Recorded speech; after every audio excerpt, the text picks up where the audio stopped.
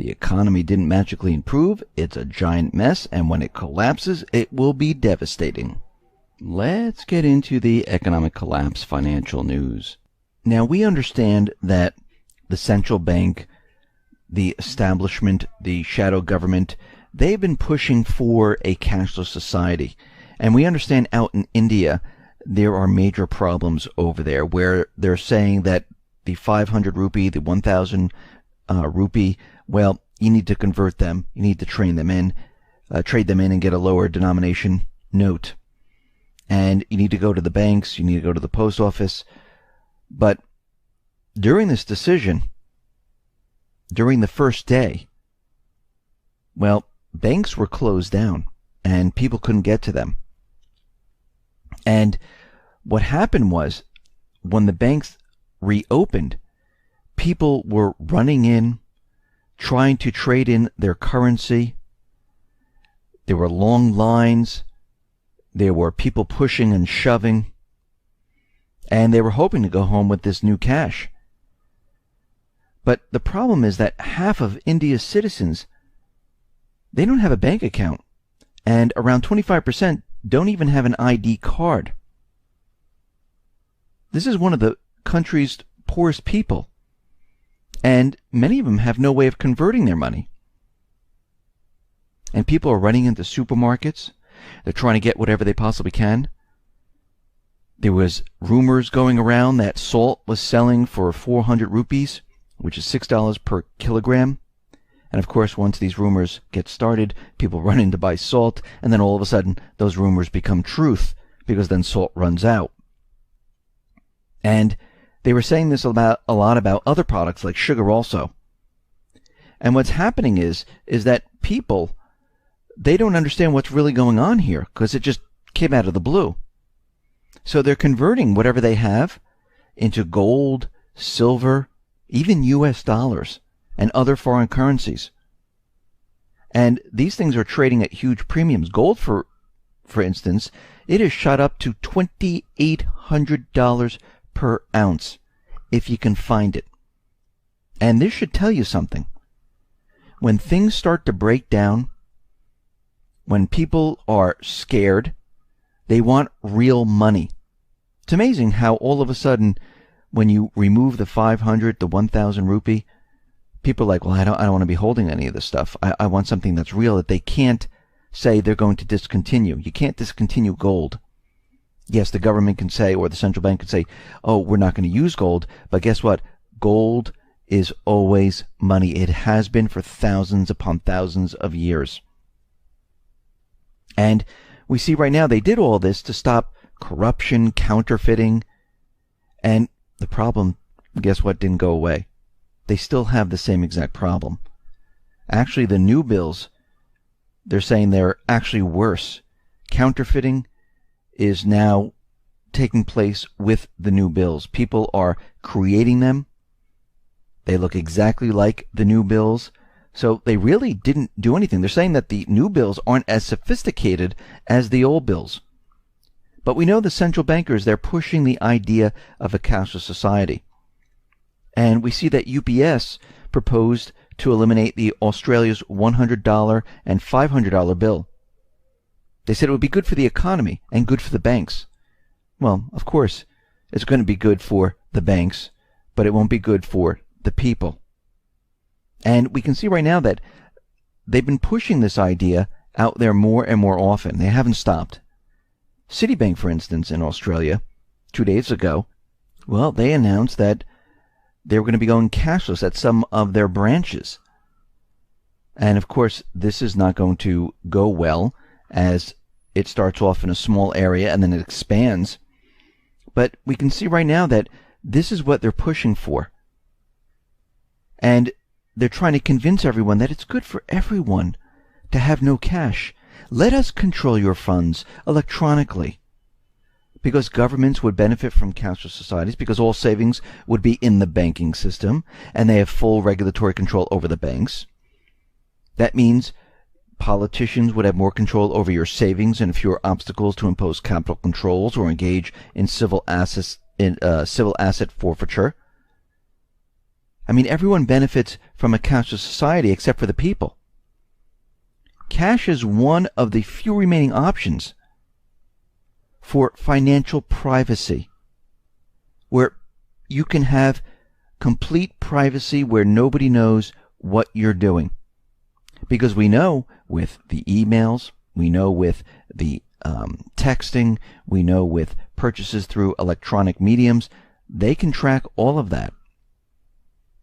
But we can see at this point they want all of this because the economy is dying. They don't want people running into the banks and taking their cash, because the bail-ins would then not work, because the bail-ins are meant to capture your cash.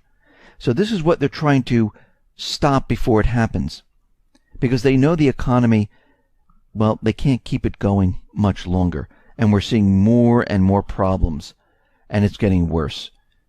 The student loan debt, well, that is spiraling out of control here in the United States. 41 million Americans owe about $1.4 trillion in federal student loan debt, which is nearly more than all the credit card and card loan debt in the U.S. That's how bad it is. And about 8.1 million people, well, guess what? They're in default right now, which is more than the population in 38 states. And these people, guess what? They just can't find jobs. And people are out there saying, listen, I've been trying to put my resume out there. People haven't been calling me back. I have no interviews set up. And I have all these loans. Many are taking part-time work, and many are saying, you know something? Well, maybe I'll go back to school, and maybe I'll go to grad school to put off the payments. But what happens is you're getting further and further into debt. And hopefully, when you're finished with grad school, there is a job for you, because what we're seeing right now is that the jobs are very hard to come by, and it's getting worse as time goes on. We're seeing the housing market right now is completely unraveling. Per RealtyTrack, U.S. foreclosure activity increased 27% from September to October. Foreclosed starts posted the biggest monthly increase since December of 2008. Scheduled foreclosures auctions posted the biggest monthly increase since 2006. The data right now is even more startling in certain states around the country, like Colorado. Foreclosures have jumped by 64% in October from September. And what we're seeing in Colorado, it tends to be an economic and demographic bellwether state, because the housing bubble 1.0, which was back in 2008, foreclosure activity in Colorado began to accelerate before it hit all other major cities.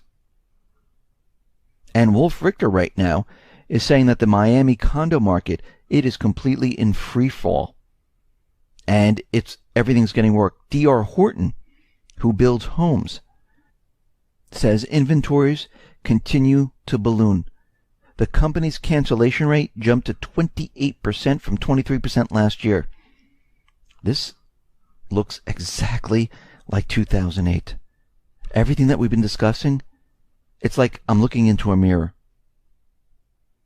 And we can see right now that things are rapidly falling apart. We know the interest rates have been creeping up, and look what happens when they do creep up.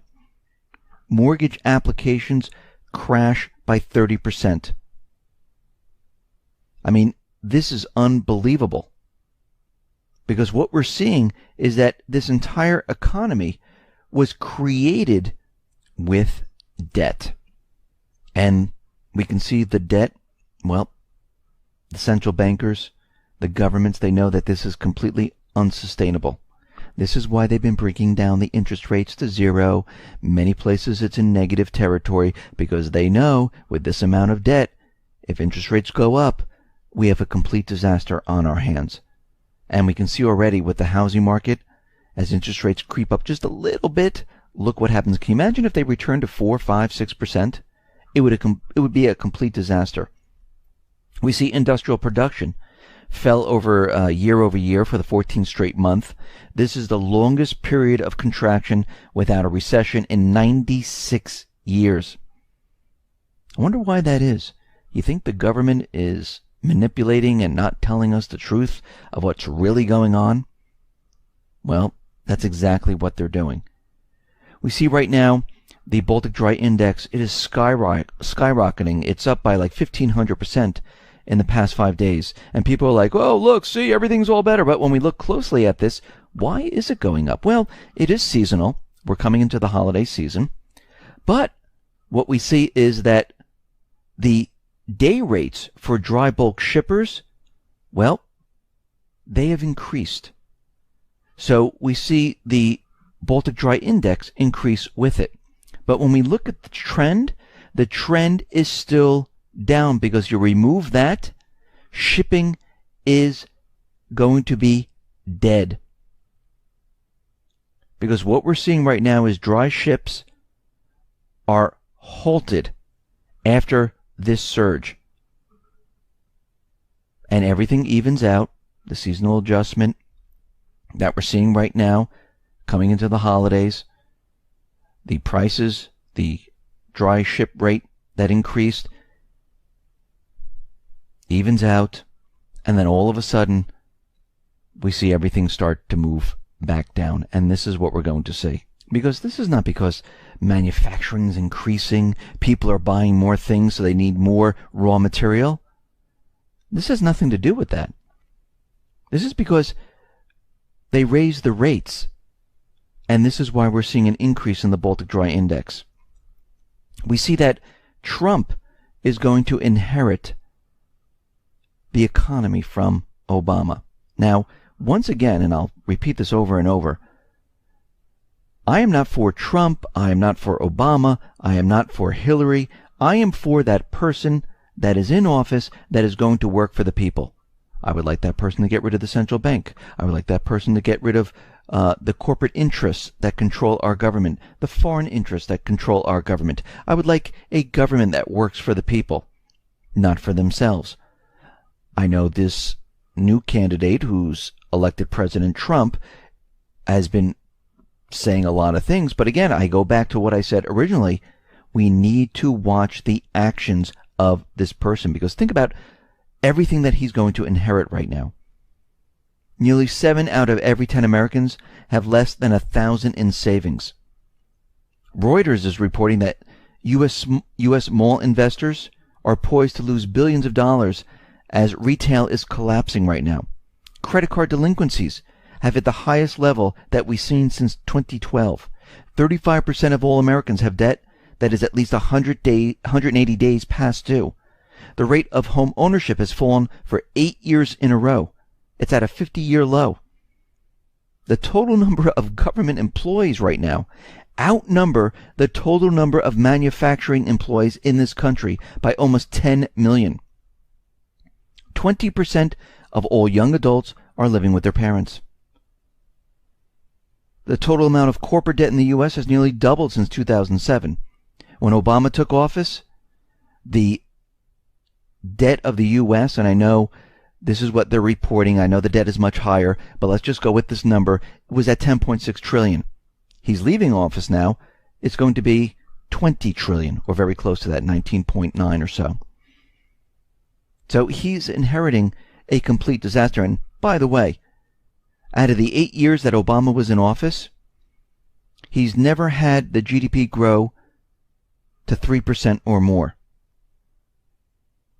And what this tells us that this economy is not doing what he says, because he is the only president in the United States history to never have a single year when the GDP grew by at least 3%. Yes, the last GDP number was 2.9%. They pushed that up with soybeans, and most likely the next round of GDP that is thrown at us, it will probably be a disaster.